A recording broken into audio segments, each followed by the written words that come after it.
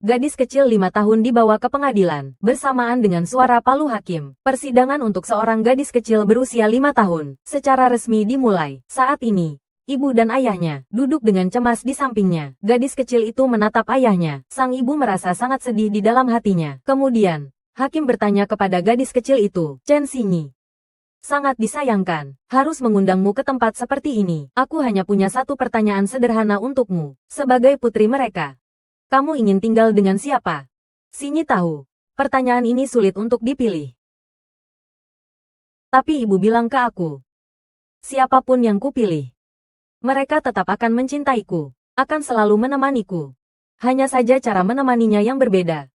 Jadi pilihanmu adalah, aku berharap.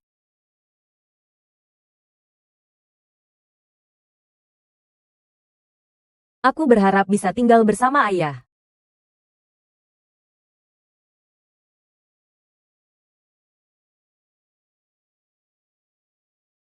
Terakhir kali kami melakukan investigasi di rumahmu. Kamu bilang, kamu lebih suka tinggal bersama ibu. Iya. Tapi sekarang aku nggak mau. Untuk kasus ini, keinginan pribadimu sangat penting. Silakan buat pilihan yang hati-hati. Selama ini aku sudah banyak berpikir. Karena keputusan ini sangat sulit. Tapi ayah dan ibu bilang ke Xinyi, harus membiarkan Xinyi belajar berpikir mandiri. Siapapun yang dipilih Xinyi, mereka akan selalu mencintaiku. Kenapa kamu memilih untuk tinggal bersama ayah? Jika Xinyi tetap di sisi ayah, maka keluarga ini akan tetap utuh. Meskipun ibu pergi, nanti masih bisa kembali. Aku, ayah, ibu, dan nenek akan tetap menjadi satu keluarga, Xinyi. Jadi, aku minta paman hakim menyerahkan aku kepada ayah. Setelah gadis kecil itu membuat pilihan, wanita itu langsung merasa sangat sedih. Seketika, ketidakberdayaan dalam pernikahan membuatnya hampir kehabisan napas. Melihat ibunya yang sangat berduka, gadis kecil itu berdiri, menghadap ibunya, membungkuk meminta maaf kepada ibunya dengan ekspresi penuh penyesalan. Dia berharap ibunya akan memaafkannya. Pilihan seperti itu akhirnya mengakhiri kasus ini dengan ucapan maaf. Pernikahannya gagal. Harus ada kompensasi. 15 tahun berlalu dalam sekejap mata. Wanita yang tidak mendapatkan hak asuh. Setiap hari melihat foto, menitipkan kerinduannya pada putrinya. Untungnya, selama bertahun-tahun ini, dia bekerja keras di luar negeri. Akhirnya membangun karir yang sukses. Menjadi CEO perusahaan publik. Kali ini, wanita itu kembali ke negaranya untuk menjemput putrinya kembali. Dia ingin menebus tahun-tahun yang telah berlalu atas kekurangannya terhadap anaknya. Gadis di sisi lain telah lulus dan bekerja, tetapi karena kondisi keluarganya biasa saja, dia diperlakukan tidak adil oleh atasannya. Kali ini, hanya karena satu kesalahan ketik dalam proposal, dia akan dipecat secara langsung. Kemudian, gadis itu diusir dari perusahaan oleh petugas keamanan. Begitu gadis itu sampai di rumah, ibu tirinya memanggilnya, menyuruhnya mencoba gaun di atas meja. Dihadapkan dengan kebaikan mendadak dari ibu tirinya, gadis itu memandang ayahnya dengan bingung. Ayahnya menjelaskan bahwa ini adalah hadiah ulang tahun yang disiapkan sebelumnya untuknya. Kemudian, ibu tirinya mendesaknya untuk berganti pakaian, mengatakan bahwa dia akan membawanya ke pesta. Asisten wanita di sisi lain telah menemukan alamat putrinya. Wanita itu segera berdiri, ingin segera menemui putrinya, tetapi asistennya memberitahu dia bahwa sekarang pergi ke rumah keluarga Chen, mungkin sudah terlambat. Nona, kita akan menikah.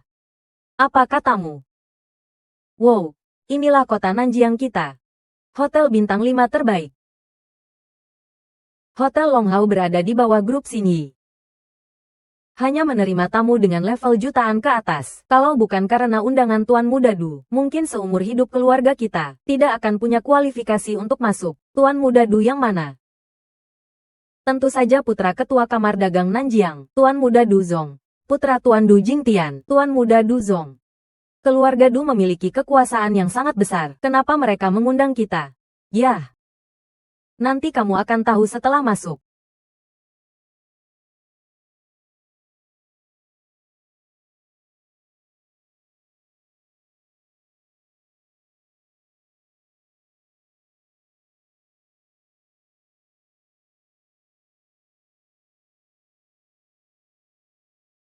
Ketua. Putra Du Jingtian dari Kamar Dagang Nanjiang, hari ini mengadakan pesta pertunangan di hotel kita. Tunangannya adalah Nona. Waktu berlalu begitu cepat. Dalam sekejap mata, Xinyi akan menikah. Ketua, ayo kita masuk. Ini sangat mewah. Astaga. Anda bawa Xinyi masuk dulu. Saya akan bicara dengan Dongqing sebentar. Baik, kami masuk dulu. Kalian masuklah.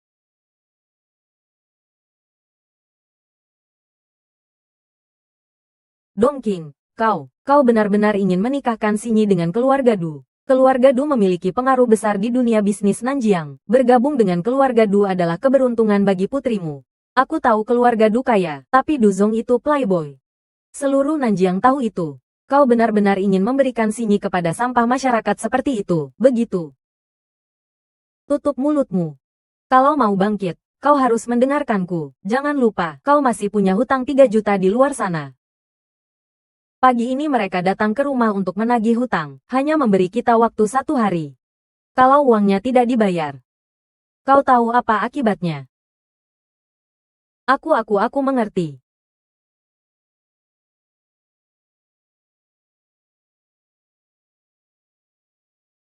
Peilan, masih memikirkan wanita itu.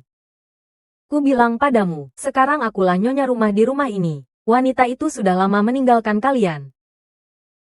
Saat itu aku hanya bertindak gegabah. Jangan bicarakan hal-hal lama ini denganku. Jika kau masih memikirkan wanita itu, aku akan menggugurkan anak laki-laki di perutku ini. Apa? Anak laki-laki. Aku baru saja pergi ke rumah sakit kemarin. Dokter dengan jelas memberitahuku, bayi ini laki-laki. Astaga. Dongqing, kau tahu berita yang kau kasih ke aku ini adalah kabar baik yang luar biasa. Kalau ibuku tahu soal ini, dia pasti akan senang sekali. Aduh, cepat bantu aku masuk. Halo Tuan Muda Du. Tuan Muda Du ini memang orang yang berbakat. Ditambah lagi, keluarga Du memiliki status yang terpandang di Nanjiang. Jika Xinyi menikah ke sana, dia tidak akan merasa dirugikan. Minumlah.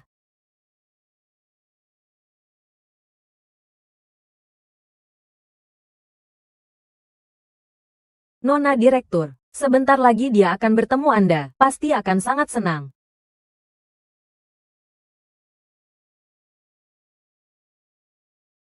Tuan Direktur, saya masih belum siap. Lagi pula, kita sudah bercerai saat itu. Saya tidak tahu apakah Xinyi masih menyimpan dendam di hatinya. Apa yang Anda katakan, bagaimanapun juga, dia adalah daging dan darah Anda. Saya masih agak gugup. Lebih baik duduk dulu. Ratu bisnis yang menguasai Wall Street ini, ternyata juga bisa gugup. Di mana Du Jingtian? Putranya menikah. Dia sebagai seorang ayah, mengapa tidak hadir? Du Jingtian hari ini terus mencari Anda. 1 jam yang lalu, dia sudah menunggu Anda di perusahaan. Suruh dia datang ke sini mencari saya. Ya. Tuan Muda Du, saya sudah membawa Xinyi untuk Anda. Ngapain bengong? Cepat sapa Tuan Muda Du.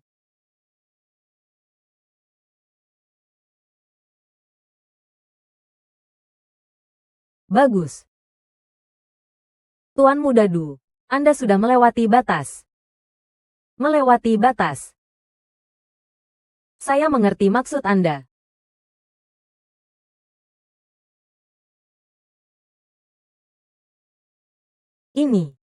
Inilah mas kawin dariku untuk keluargamu. Uang tunai 10 juta. Banyak sekali uangnya. Tuan Du sungguh murah het. Mas kawin 10 juta, menilik seluruh kota Nanjiang. Kurasa, mungkin tidak ada orang lain yang sehebat ini. Gadis dari keluarga Chen kali ini menikah dengan keluarga kaya, langsung terbang tinggi. Tuan Du memang Tuan Du. Bahkan mas kawinnya saja 10 juta, kali ini benar-benar akan kaya raya.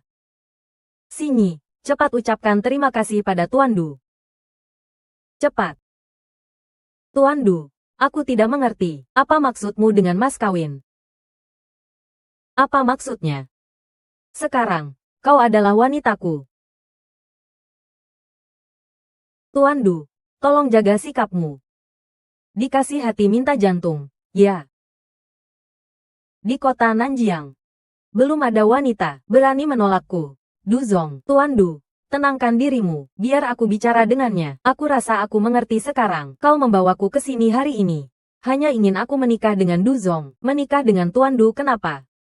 Apa itu membuatmu merasa dirugikan? Seluruh kota Nanjiang, berapa banyak gadis, ingin menikah dengan Tuan Du. Semua tidak punya kesempatan ini. Tuan Du tertarik padamu. Itu adalah keberuntunganmu. Jangan tidak tahu diuntung, urusan seumur hidupku. Aku sendiri yang akan memutuskan, bukan giliranmu untuk memutuskan untukku. Keputusan ini. Kau berani melawan aku. Sekarang aku yang jadi kepala keluarga ini. Tuan Du sudah memberikan mas kawin. Hari ini kau harus menikah. Mau tidak mau, tidak terserah padamu. Ayah. Ayah juga mau memaksaku menikah dengannya. Benarkah? Sinyi.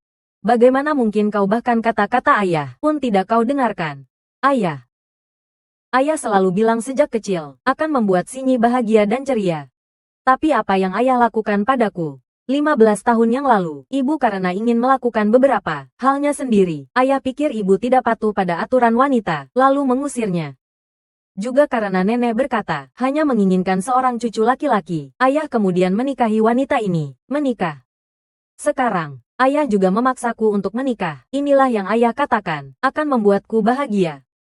Sinyi. Sebelumnya, semuanya salah ayah. Masalah kali ini, ayah melakukan ini semua demi kebaikanmu. Demi kebaikanku. Ayah pikir aku masih percaya padamu. Ayah dan wanita ini, tidak lebih dari demi uang, ingin menjualku pada Du Zong. Ayah tidak bermaksud begitu. Saat itu di pengadilan, aku dengan polosnya berpikir, asalkan aku tetap di rumah ini, aku akan bahagia. Menunggu ibu kembali. Kita akan menjadi keluarga lagi. Sekarang kelihatannya, pemikiranku, betapa lucunya. Rumah ini, sudah lama tidak bisa menampungku. Ibu. Sinyi menyesal. Apa aku mengizinkanmu pergi? Tuan Du. Maaf. Aku tidak akan menikah denganmu. Bertahun-tahun ini. Baru pertama kali ada wanita berani menolakku di depanku. Tentu saja, aku bukan orang yang suka memaksa orang lain. Kau tidak mau menikah, ya sudah, jangan menikah. Tapi aku baru saja memberi keluargamu 10 juta. Kau setidaknya harus memberikan kompensasi. Tuan Du, kau ingin aku melakukan apa? Bawakan anggur. Minumlah semua anggur ini, aku akan membiarkanmu pergi. Tuan Du, maaf. Aku tidak bisa minum alkohol. Tuan Du, anak ini sejak kecil, alergi alkohol. Kalau begitu, beberapa gelas anggur ini, aku minum untuknya. Bolehkah kau minum untuknya? Aku mengizinkanmu bicara.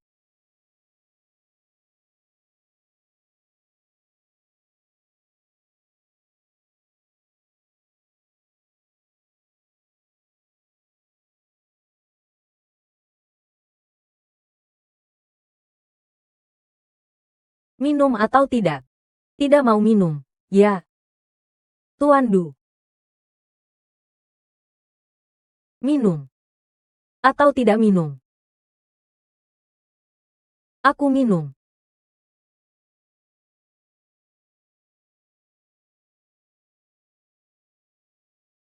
Saya sudah bilang, hari ini kalau kau tidak minum anggur ini, jangan harap bisa keluar dari ruang perjamuan ini. Tuan Muda Du. Anak ini, dia benar-benar tidak bisa minum alkohol. Jangan menyusahkan anak itu. Kau tutup mulutmu. Apa urusanmu ikut campur urusan Tuan Muda Du? Jangan lupa, kau masih punya hutang 3 juta di luar sana. Kalau tidak ada mas kawin 10 juta dari Tuan Muda Du, kita semua akan tamat. Bangsat. Berani-beraninya menggertak anakku. Aku tidak akan mengampuni kalian. Aku sudah memberimu satu kesempatan. Kau tidak menghargainya. Maka jangan salahkan aku. Kalian berdua. Bawa dia padaku. Lepaskan semua bajunya. Baik, Tuan Muda Du. Minggir. Ku dengar kau masih. Kebetulan dengan kesempatan ini, memeriksa tubuhmu, aku ingin melihat, 10 juta ini pantas atau tidak. Tahan dia untukku. Jangan sentuh aku. Kalian orang-orang rendahan ini. Suka berlagak sok suci, tapi tidak apa-apa. Tuan muda ini punya banyak cara untuk menyembuhkan kebiasaan burukmu ini. Cukup kuat juga. Terus sobek. Tuan muda Du. Bagaimanapun juga dia, calon istrimu. Kau memperlakukannya seperti ini, tidak pantas. Kapan aku bilang mau menikahinya? Kalian orang-orang rendahan ini, melahirkan anak perempuan, pantas masuk ke keluargaku. Tuan muda Du. Bukankah mas kawin sudah diberikan, mas kawin? Uang ini adalah uang hasil menjual anak perempuan kalian. Ambil uangnya, dan pergi. Kalau tidak, aku habisi kau. Kau gila. Tidak lihat Tuan Muda Du sedang marah, tapi Sinyi adalah anakku. Anak perempuan kenapa? Anak perempuan yang sudah menikah, seperti air yang tertumpah. Lagi pula, hanya menemani Tuan Muda Du tidur semalam. Kan, apa susahnya? Aku tidak bisa hanya diam saja. Mereka menggertak Sinyi. Chen Jueming. Kalau hari ini kau berani pergi, aku akan menggugurkan anak laki-laki di perutku. Aku tanya kau satu hal, kau mau anak perempuan, atau anak laki-laki di perutmu? Anak laki-laki, Jueming, dengarkan ibumu, jangan pergi. Aku tidak tahan lagi, cepat bawa dia kembali ke kamarku.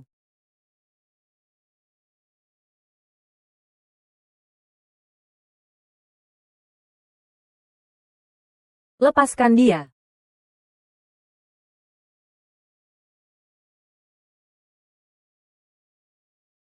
Ibu.